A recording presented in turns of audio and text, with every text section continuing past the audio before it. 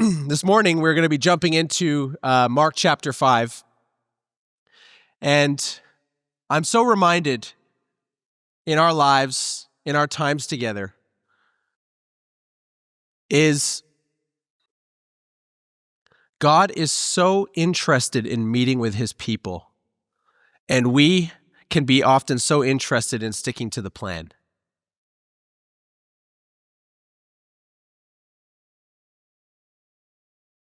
Isn't it so amazing to be a part of a church that's growing? Isn't it so cool to see the God stories? If you were here a few weeks ago, you saw some amazing baptisms taking place up on the stage. Isn't it such a blessing to be somewhere where there feels like there's new life, God is doing things, and whenever you rock up to a service, you don't really know what kind of testimonies you may hear. You don't really know what kind of things may unfold. But as I've been reflecting on the passage this morning, I've been thinking about the fact that we are never more susceptible to stop living by faith than when we experience success. You know, I grew up in all sorts of churches, West Indian churches, white churches. My parents were probably not white in their hearts, so we always found island people to be around. You know, I've always had a best friend that is not white. And so we grew up in churches that were extremely friendly, extremely loose, extremely like, we'll be there just now. We'll be there now. You know the deal. And what I learned is when someone says to you, someone, that's like not a prompt Canadian, says to you, I'll be there just now, I think like, oh, they're just around that corner. No, they're around a corner, and it's nowhere near you. But if they say, I'll be there now, then you know something's going to happen pretty soon. But the amazing thing for myself in my experience in growing up in different churches is a lot of churches, in terms of how many people show up to their corporate meetings, a lot of churches can sit in that sort of like 200, 250 people, maybe 300 people. And so my experience in life was being a part of churches that would grow from maybe 100 people to maybe 250 people, maybe 300 people. And so being a part of Oceanside and watching Oceanside grow well beyond those numbers is a very new experience, I think, for a lot of us, even on the eldership team. Being a part of a church that seems to continue to grow, and it almost seems like I don't know half of you. Either because you're new, you're in a different community, inside of our community, whatever it is. But it's an amazing experience to watch God doing things. And sometimes what can happen is we can sit in cruise control in our collective faith. But we can stop believing God in our personal faith. But for what God wants to do in our midst, it's not enough for us to just be a part of a cool church that fill in the blank. Do you pray? Well, no, but I'm a part of a church that prays. Do you feed the hungry? No. We feed the hungry. Do you feel like you're surrendered to God? I mean, honestly, I feel like the leadership team is surrendered. I feel like the key people are surrendered. Do you like worship? Yeah, my church does a great job of worship.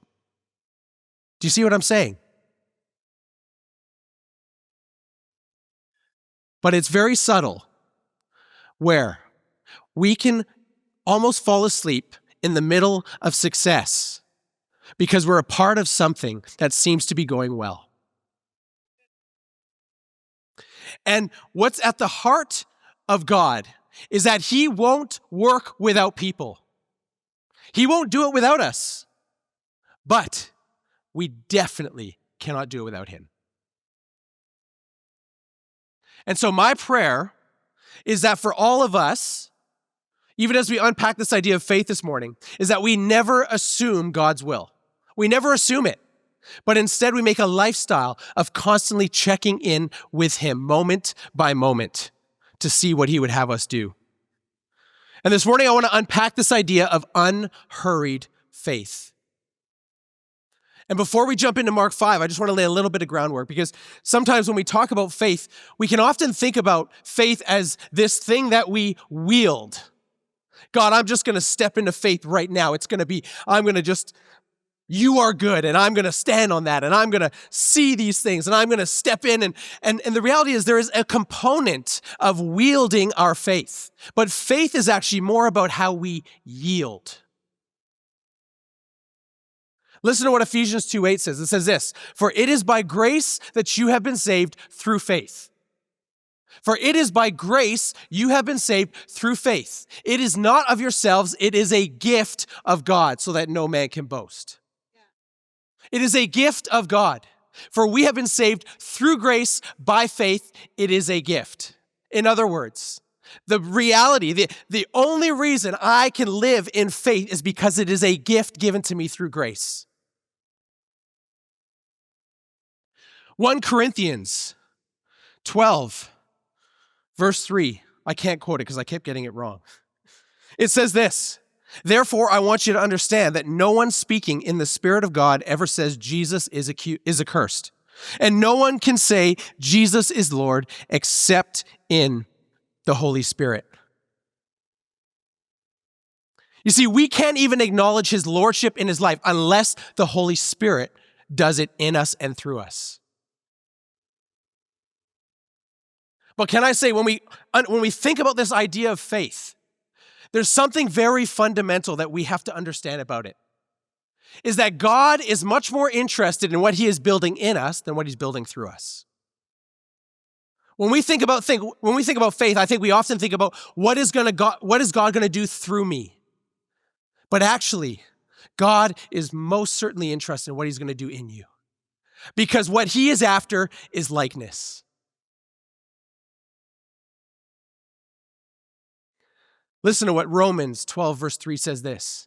"For by the grace given to me, I say to everyone among you, not to think of himself more highly than he ought to think, but to think with sober judgment, each according to the measure of faith that God has assigned." You know, the wonderful grace for us when we think about this idea of faith is that when I understand that faith is about how I yield to him, my focus stops becoming about trying to be in the right place at the right time, trying to do the right thing, trying to be just right. It stops doing that, and it simply turns our antenna to say, God, what is it that you are already doing? What is it that your will is? Because I know if I agree with your will, anything can happen.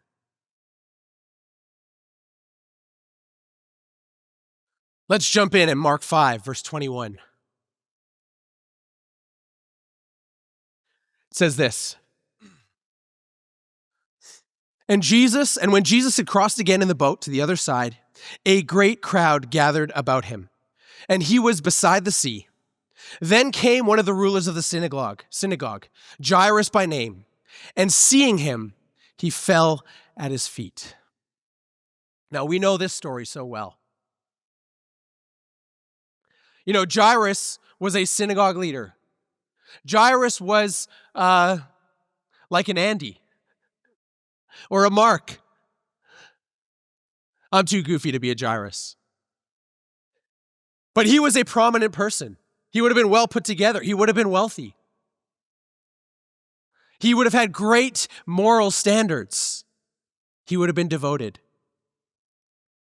And yet, this dignified Jairus is falling at the feet of Jesus because he is desperate. But he doesn't know he's the Son of God. All he knows is he's falling at the feet of a miracle-working carpenter who has seen some things, and Jairus needs some things. Verse 23 says this, and implored him earnestly, saying, My little daughter is at the point of death. Come and lay your hands on her so that she may be made well and live. And he went with him. You know, for any of you that have kids, when your child is sick, it's a very helpless feeling when you can't do anything. It's one thing for you to be sick. You can endure it. You'll figure it out. And if we had the choice to say, oh, would you rather you're sick or your child sick? 99% of us, and the 1% that wouldn't admit it, we would prefer to take the sickness on ourselves. Someone was like, get that away from me. But the truth is, it's funny, last night, even while I was prepping, our little Mika, who's 5, lying in bed, and I can just hear her crying, and she's crying, and she's crying. And I'm going in there with her, and it's okay, buddy, it's okay. And she has an earache, and there's nothing we can do. You can give them a little bit of medicine, you can rub their back, you put some eardrops in, something warm, you try all the tricks. But ultimately, they have to just endure this thing, and you have to watch, And I pray for her and I say, oh, Jesus, please take this away from Mika. Please, Lord, help her. And then I just have to sit back and I have to watch it happen. And it's such a helpless feeling as a parent. And for Jairus, he would have experienced that on a way higher level. His daughter was 12 years old. And he would have probably tried everything. I don't know how long her process of sickness was, but I assume at 12 years old, it probably stretched out for a little bit of time. Because there was this urgency taking place in this moment where they had nothing else to turn to except, Jesus, if you come and put your hand on her. But you know what's at the heart of Jairus' cry? I think. What if it's too late? What if Jesus is too late? You see, when we think about faith, and I don't know about you, but oftentimes it's like when I think, okay, God, unless you come through in this, and there's this sort of hopeful anticipation that God will come through. But there's also this fear. There's also this other reality that there's fear inside of me that says, what if he doesn't come through? Or what if he's too late? What if he does what he needs to do, but it's just not on time? And I think for so many of us, if we struggle with, things like frustration, depression, anxiety, aimlessness, you name it, I just think it often stems back to this issue that we have with God's timing.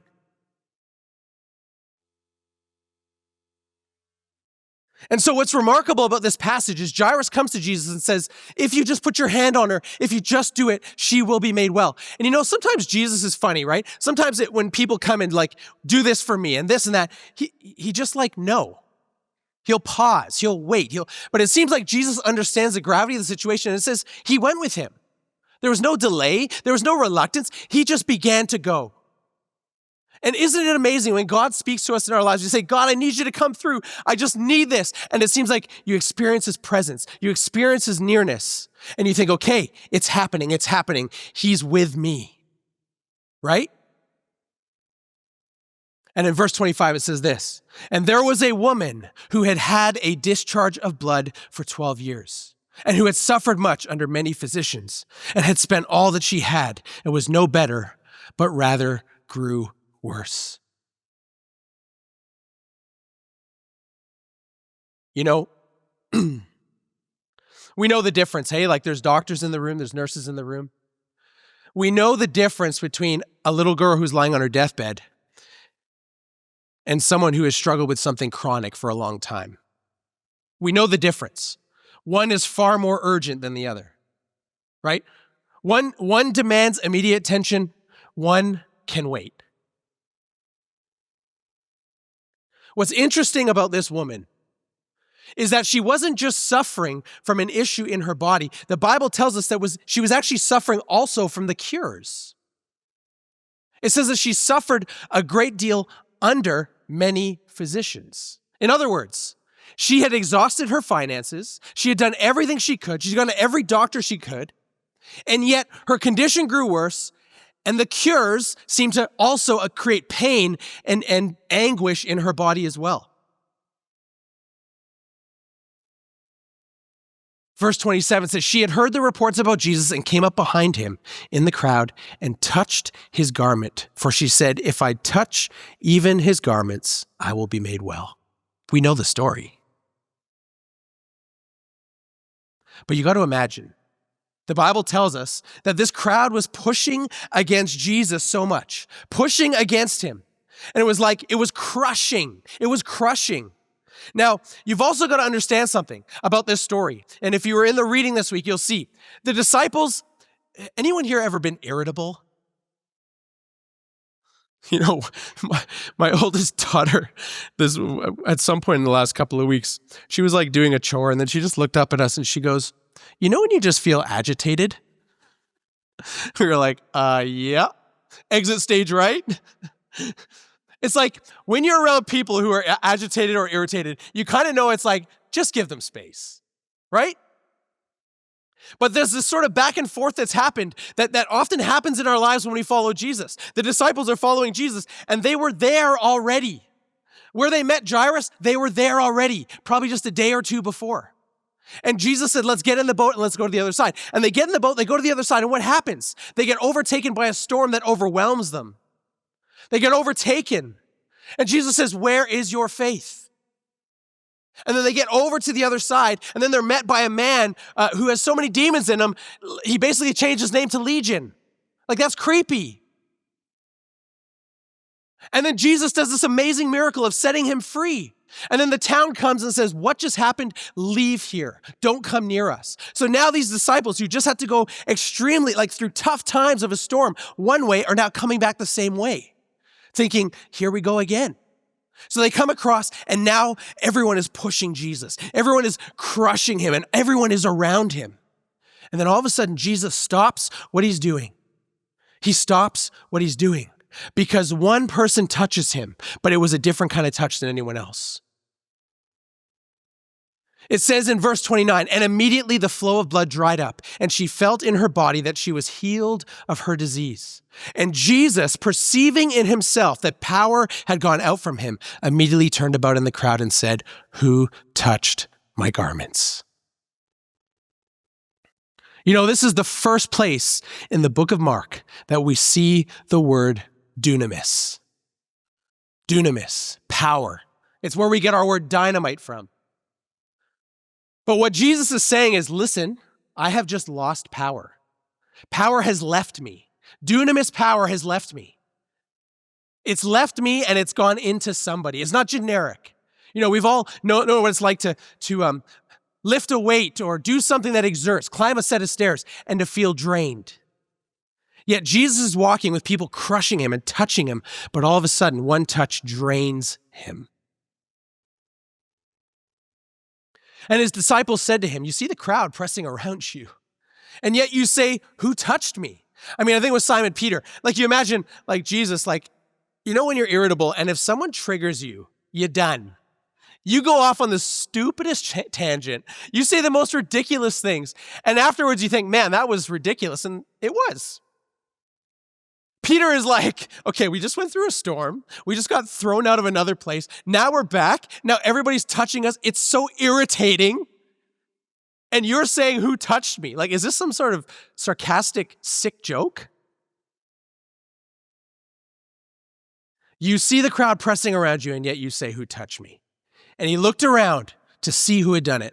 But the woman, knowing what had happened to her, came in fear and trembling and fell down before him and told him the whole truth. Jesus has her tell the whole truth. If there's anything I know about the whole truth, is it takes time. Okay, start from the beginning. How did you get here? See what I'm saying? Now you're irritated if you're the disciples. And if you're Jairus, you're freaking out. I asked Jesus to come with me. And he was walking with me, but now he's stopped. I asked first. How is that in our lives?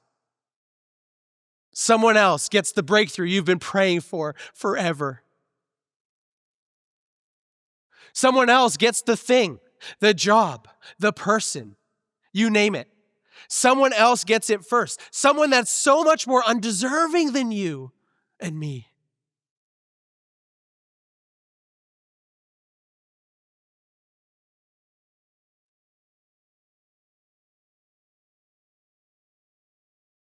I wrote here, my ability to handle disruption is directly related to how urgent my next appointment is.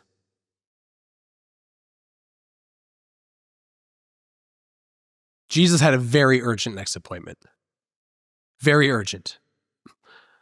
But if you're Jairus and you're standing there and you're thinking, my daughter. And while you're thinking, my daughter, you know what Jesus says to this woman? He says, daughter, your faith has made you well. Go in peace and be healed of your disease. I'm imagining this woman is older than Jesus. And yet Jesus looks at her and says, daughter. And I wonder for Jairus in that moment of thinking, Jesus, let's go. You know, like, have you ever been, like, you've got a place to be and someone stops you and they start talking to you and you are like so disinterested and you're just trying to figure out, like, how can I save my reputation and get the heck out of here ASAP? But so much of that is based around how important that next appointment is, isn't it? If you're meeting someone that's close to you that it doesn't matter, you might have a lot more grace for this situation. But when it's a pressure, someone important, or something urgent, or someone is in need, right? This kind of need. You tend to cut those things short because you have somewhere to be.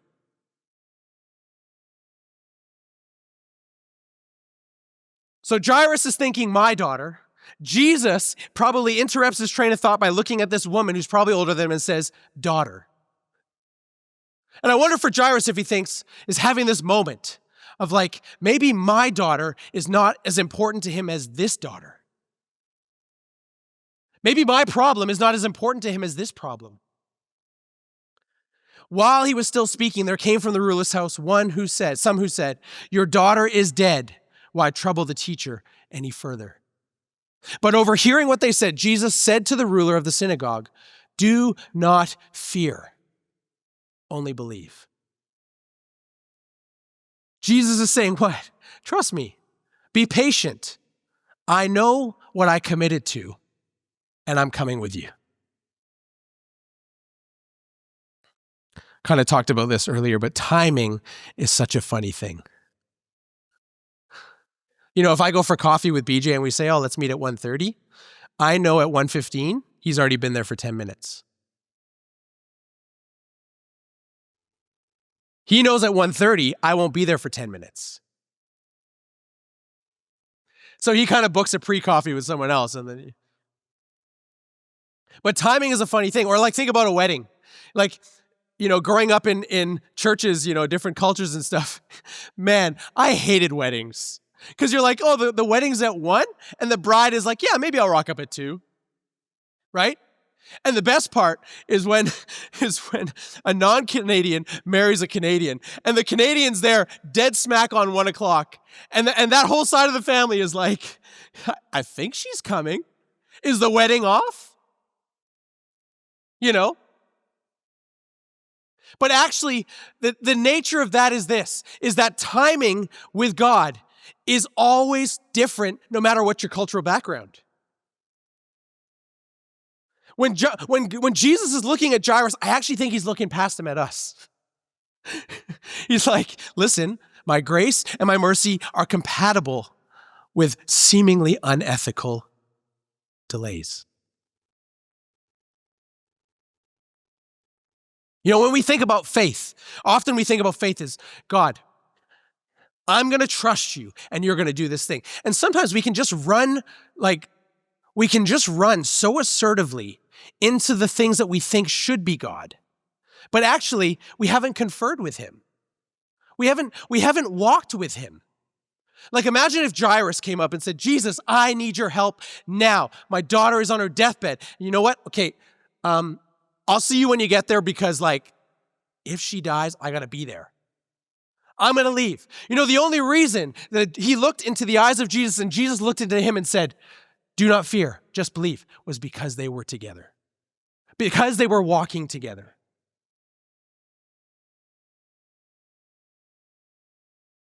What Jesus is saying to Jairus is this: I will not be hurried. What he's not saying is this: I will not be hurried even though I love you. but rather, I will not be hurried because I love you. That doesn't make sense to us. But I don't know about you. I know for me, so many times when God doesn't come through in my timing, it's because there's something arrogant about why I think it should be the way it should be. There's something a little bit arrogant about me assuming why it should be in the timing I think is right. Verse 37, and he allowed no one to follow him except Peter and James and John, the brother of James. They came to the house of the ruler of the synagogue, and Jesus saw a commotion, people weeping and wailing loudly. And when he had entered, he said to them, why are you making a commotion and weeping? The child is not dead, but sleeping. And they laughed at him. But he put them all outside and took the child's father and mother and those who were with him and went in where the child was. Taking her by the hand, he said to her, Talitha Kuma, which means little girl, I say to you, arise. And immediately the girl got up and began walking, for she was 12 years of age. And they were immediately overcome with amazement. And he strictly charged them that no one should know this. And he told them to give her something to eat.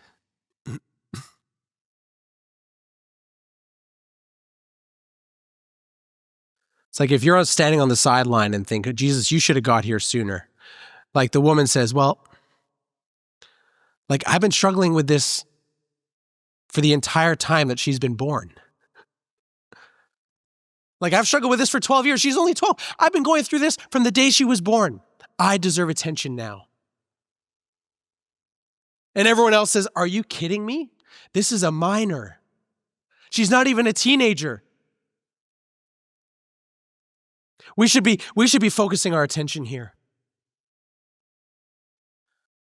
But you know, the delay meant something very important.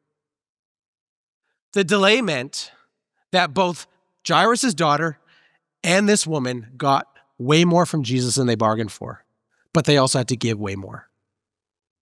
And I think it's very important for our distinction in things because often we are believing God for things and thinking that ultimately, like, he's just going to do amazing things in my life, but it's not going to cost me.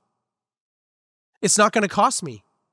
But you know, this woman thought almost in a superstitious way. She would have heard the reports, people are touching Jesus and getting healed. And she just tried to get in there, zip, and get out. Right? Get my healing and get out. But Jesus knew that if she left with just getting her healing and getting out, she would have left healed and yet not knowing who he was. And yet when Jesus stopped and turned and said, who was that? He created this bridge. And what happens? He says, your faith has made you well. Go in peace. He took an impersonal situation and he made it incredibly personal to her. But she had to do things that she never wanted to do. You know how taboo it would have been for her to even be in public. You know how taboo it would have been for her to touch a rabbi. All these things. And yet Jesus said, while we're dealing with your issue of blood, let's deal with your issue with man. Let's deal with the fear of man. Let's deal with the fear of being seen in public. Let's deal with all these fears. Your fear of being unclean. Why? Because Jesus was much more interested in what he was building in her than what he was doing through her.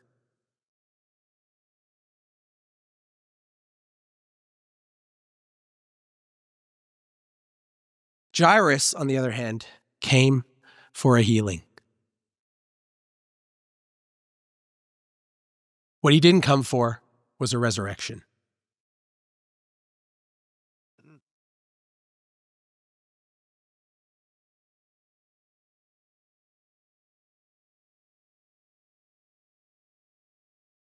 It's like sometimes, I heard Bill Johnson say this, he said, faith left unchecked leads to entitlement. Thought it's such a profound thing. You know, God is doing amazing things here, as we've kind of talked about. God is doing amazing things. You can look around and you can find out stories. You can hear testimonies. You can just observe what's going on. And it's so cool. It's so cool. But sometimes we can assume that because God is moving in our midst, that why wouldn't he move? And all of a sudden we can take steps of faith. It's like, this person has a need. This person needs that, this and this. Like, well, let's go. Let's do it. Let's just deal with it right now. You know how often in the Old Testament, God said, I will give you the land, or this inheritance will be yours. And because God spoke that way, the people just go and say, okay, well, he's going to give it to us. Let's go kill them. And they run with their tail between their legs, because while they inquired about God from yesterday, they didn't inquire of God for today. Or what about Abraham? God encounters Abraham, and what does he say? He says, bring your son, your only son, whom you love. Bring the child of promise and sacrifice him to me. Aren't you glad that Abraham didn't just go, God spoke, let's do it. He spoke, let's do it. Let's go, Isaac. Take him up the mountain. And what? An angel of the Lord says, stop. You see, the importance is, and for a lot of us is, we can be walking with God yesterday. We can trust God yesterday. We can be standing on a promise that he made to us yesterday. And yet we can fail to live out the application. Why? Because we heard his voice yesterday, but we're not walking with him today. And it begs the question, how many Isaacs have died because Abrahams heard the voice of the Lord yesterday, but didn't stop because they heard his voice today? You know, it's easy to be a part of a growing church and think this is exactly where I'm supposed to be. It's thriving. There's young people. There's kids ministry. It's exactly where I'm supposed to be. And yet even amidst people of faith, we can get into the holding tank and not actually go and walk into the call and gift that God has put in our lives. We can observe. We can be content sitting here while other people contend for what God is doing in our city.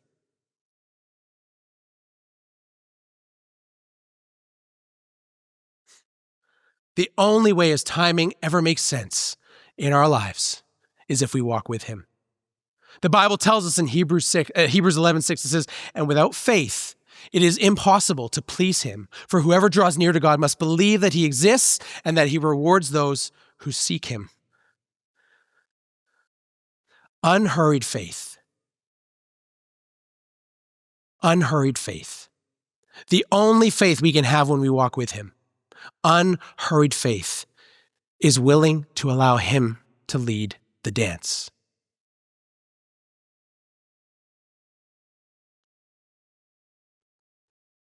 You know, if you ever get into investing money, there's this number one rule of investing money. Does anyone know what it is? Diversify. Diversify. If you don't diversify, you're not wise. But I feel like we apply that rule to faith. And we call it responsibility. I'm going to dot my I's. I'm going to cross my T's. I'm going to make sure, I'm going to trust God here. But you know what? I'm also going to just put some things in place. I'm going to put some safeties in place. I'm going to do this. I'm being responsible. Do you know in the kingdom, God never calls us to diversify our faith. He calls us to put every single flippin' egg in one basket. That's what he calls us to.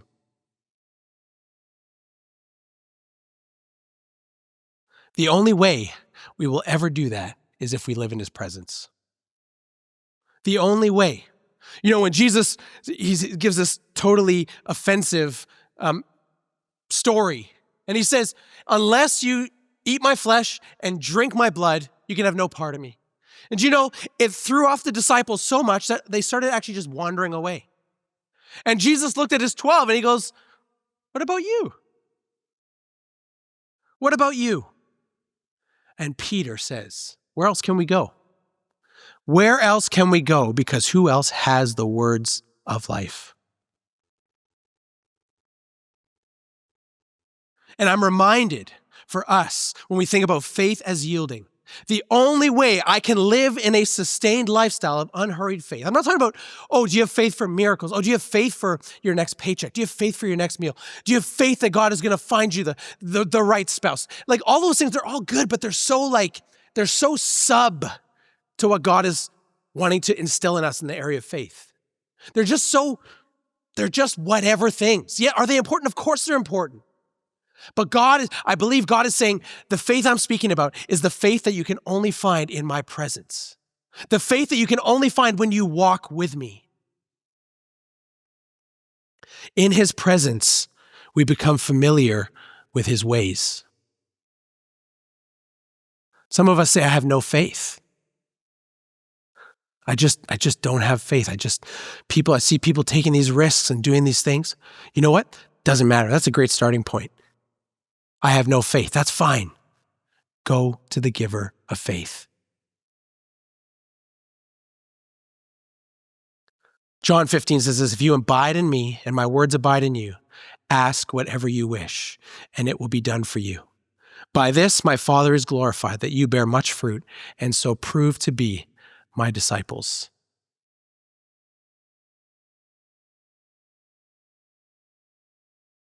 Faith, living a life of faith, the only way we can do it is living in his presence.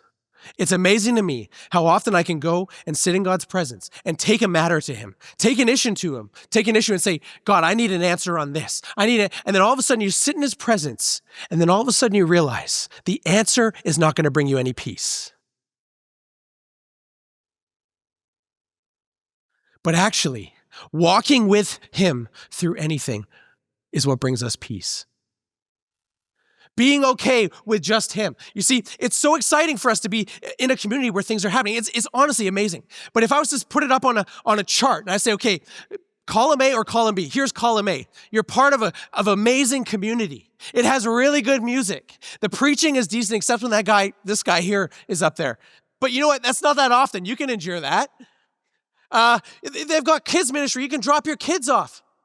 You've got great hobbies. You've got all these amazing things. And that's option A. And option B is this: uncertain, but you get me. But you get me. I promise you, it would be more tempting than we realize to not choose just Jesus. But I know for myself, when I walk without him, when I choose my own way, when I live by fear instead of faith, even if I get everything I wanted and hoped for, I know I'm not satisfied.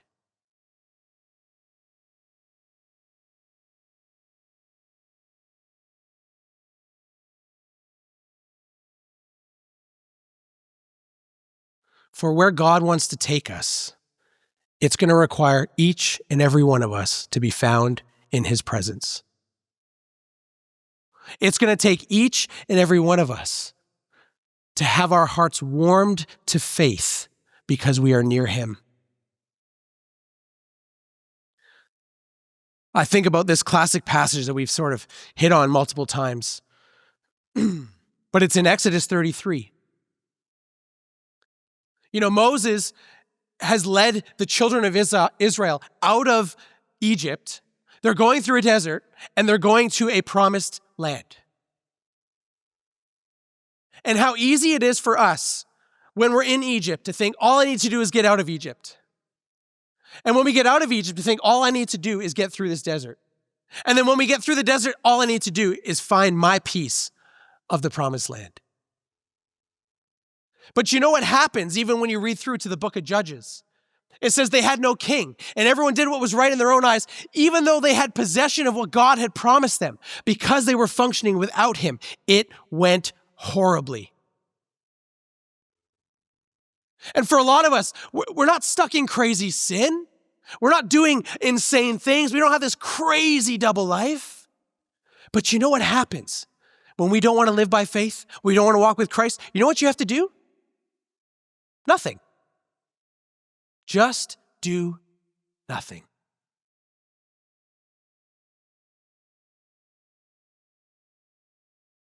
When we were in Mexico recently, this sort of crazy storm came and the storm hit somewhere. So we were still having great weather, but the waves were massive and the undertow was insane.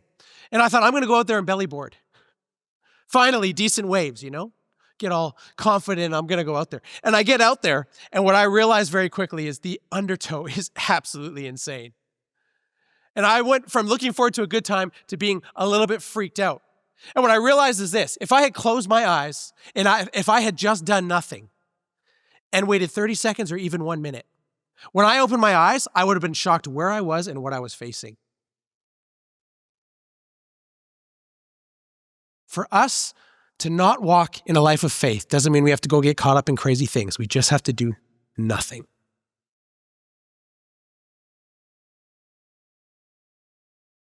But I had a different experience the following day as someone said to me, do you know, and maybe this is news for you too, do you know that you can body surf without a belly board? I was like, what? It's like, yeah, you can do it. And so I went out in the waves and I'm waiting and I'm timing the wave and here it comes and I'm doing it like belly boarding, right? Pedaling like this and trying to get into the thing. And I just kept missing and missing and missing. And then I thought, you know what I'm going to do is I'm going to make myself like a surfboard. Troubleshooting.